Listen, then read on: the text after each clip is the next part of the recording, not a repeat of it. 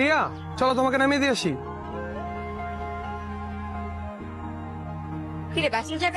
হ্যাঁ যাবো, ভাবতেছি কিসে যাব। রিয়া, তুমি কি বাসার দিকে যাচ্ছ? হ্যাঁ বাসায় যাব। না, আমি ওদিক দিয়ে যাচ্ছিলাম, তুমি চাইলে আমার সাথে যেতে পারো। নো থ্যাঙ্কস, তুমি যাও। ইলমা, রিয়াকে অনেকদিন যাবত দেখতেছি না। ও মনে হয় একটু সিক।